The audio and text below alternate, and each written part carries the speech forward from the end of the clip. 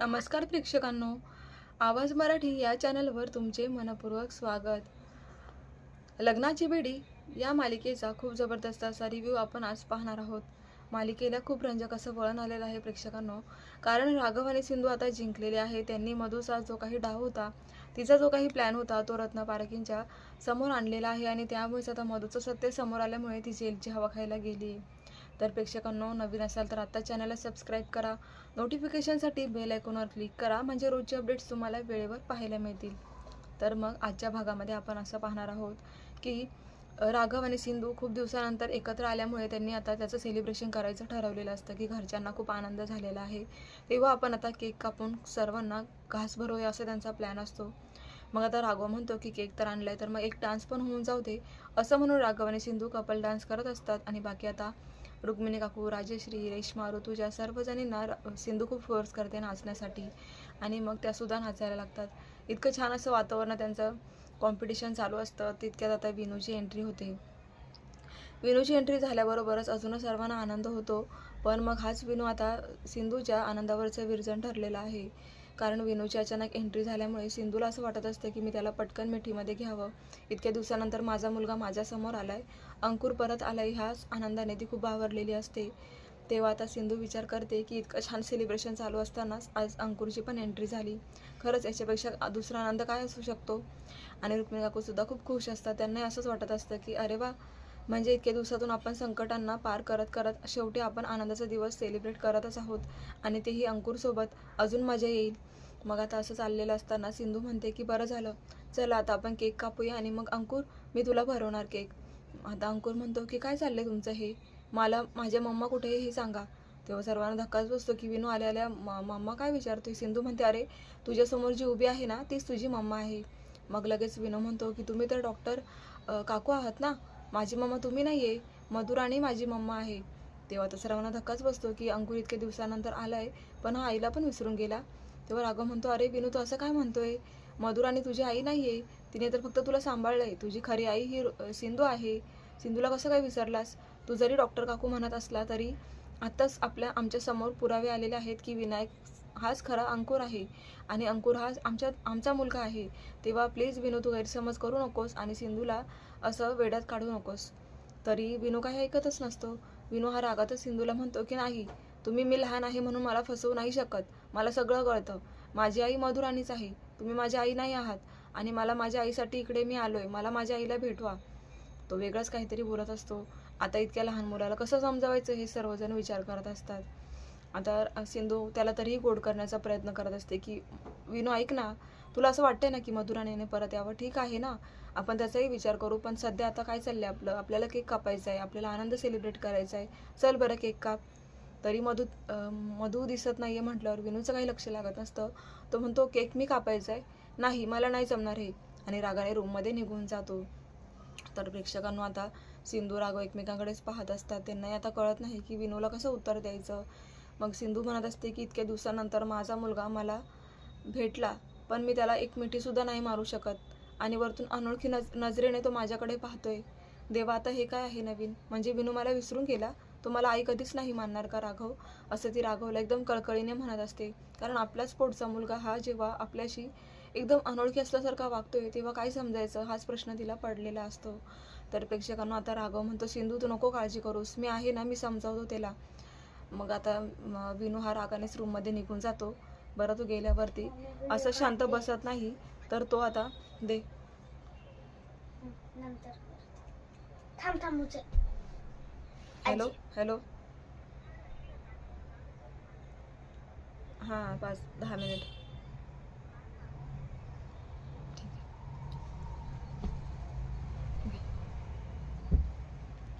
तर मी पाड्या लिहित होती तेव्हा सगळे करेक्ट आले आणि 1 to 10 घेतले.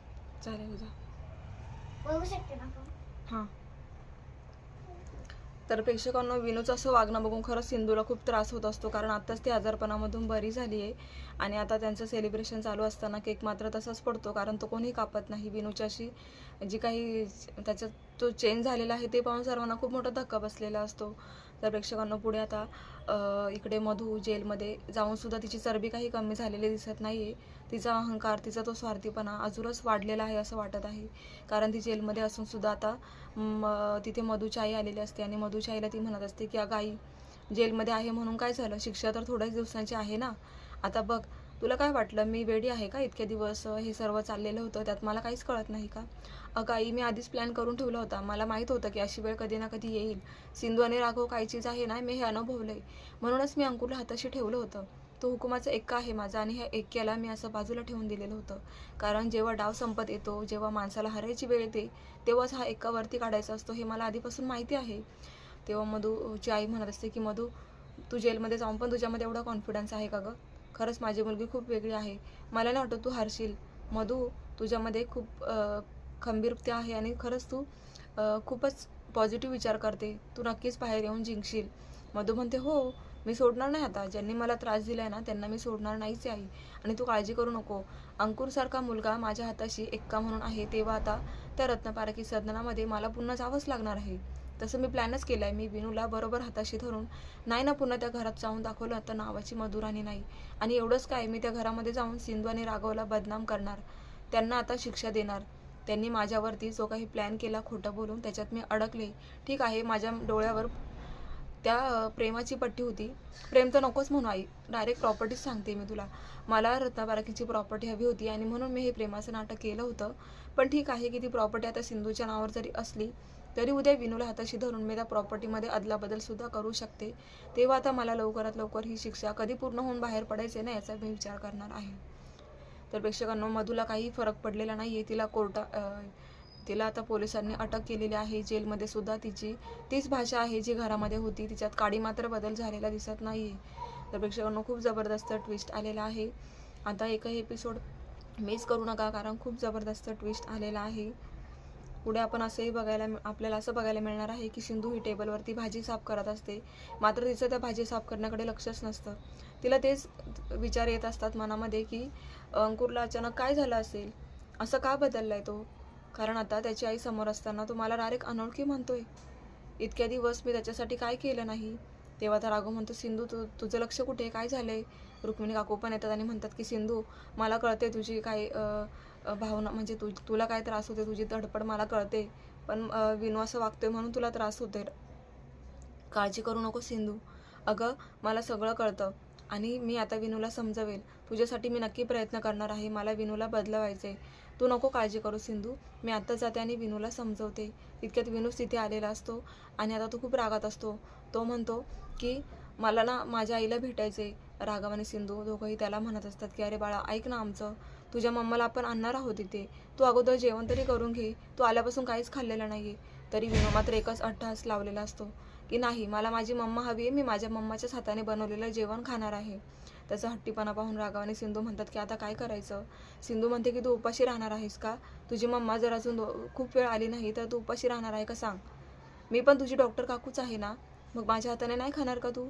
तर विनू म्हणतो, नाही, मी तुमच्या हाताने खाणार नाही. अरे बाळा, मी आई आहे तुझी. तेव्हा तुम्ही कोणाला आई म्हणताय? कोणाला आई म्हणायला लावताय? तुम्ही माझी आई नाही आहात. आणि प्लीज माझ्याशी खोटं बोलू नका. माझी मम्मा तर मधू मम्माच आहे. पुन्हा आता तोच प्रकार होतो. इकडे राघव आणि सिंधू सारखं त्याला म्हणत असतात की आम्ही तुझे आई बाबा आहोत. पण विनू ती गोष्टच मान्य करायला तयार नाही आहे. त्याचं एकच मत ठाम आहे की त्याची मम्मा मधुराणी आहे आणि म्हणूनच तिने ह्या घरात लवकरात लवकर यावं आणि जोपर्यंत माझी आई येत नाही तोपर्यंत मी जेवणारही नाही, असा पण लावलेला आहे विनूने. तेव्हा त्या सिंधूला खूप टेन्शन आलं आहे. तर प्रेक्षकांनो, पुढील भागामध्ये असं बघायला मिळतं की विनूला आता राघव आणि सिंधू दोघंही जेवणाचं ताट घेऊन येतात आणि सिंधू म्हणत असते की विनू, खूप वेळ झालाय, तू जेवला नाही, चल मी तुला जेवण भरवते. तरी विनू म्हणतो की नाही, खूप वेळ झालाय, मग माझी मम्मा आली कशी नाही? मला माझ्या मम्मीकडे जायचंय. माझ्या मम्माकडे घेऊन चला मला. माझ्याच मम्माच्या हाताने मी जेवण करणार आहे.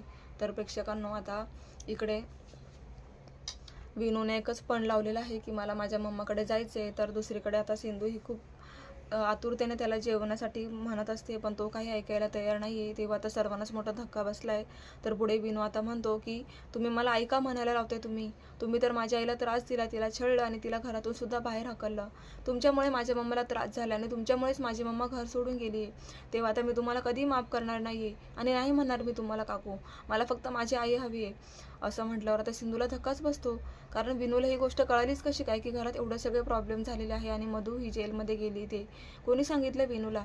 तेव्हा सर्वांना प्रश्न पडलेला आहे. तर प्रेक्षकांनो, पुढे आता विनू हे सत्य घरच्यांना सांगणार का, की मधूनच त्याला असं सांगितलंय, की खोटं बोलून आता इकडे पुन्हा मधू काय काय प्लॅन करणार आहे? प्रेक्षकांनो, तिला काही सिंधूचं सुख पाहवत नाहीये तर पाहायला विसरू नका. लग्नाची बेडी अशाच मालिकांचे अपडेट पाहण्यासाठी चॅनलला सबस्क्राईब करा. नोटिफिकेशनसाठी बेल आयकॉनवर क्लिक करा, म्हणजे रोजचे अपडेट्स तुम्हाला वेळेवर पाहायला मिळतील. तर प्रेक्षकांनो, लग्नाची बेडी या मालिकेव्यतिरिक्त अजून तुम्हाला कोणकोणत्या मालिकांचे रिव्ह्यू पाहायला आवडतील हे मला कमेंट बॉक्समध्ये नक्की कळवा, म्हणजे त्याचेसुद्धा अपडेट्स तुम्हाला सर्वात आधी या चॅनलवर पाहायला मिळतील. तर त्याच्यासाठीच तुम्ही नोटिफिकेशनच्या बेल आयकॉनवरच्या ऑलवरती क्लिक करा, म्हणजे तुम्हाला नोटिफिकेशन मिळेल तर लवकरात लवकर एपिसोडचे रिव्ह्यूसुद्धा पाहायला मिळतील. भेटूया उद्याच्या भागामध्ये. आवाज मराठी या चॅनलला नक्की सबस्क्राईब करा. धन्यवाद.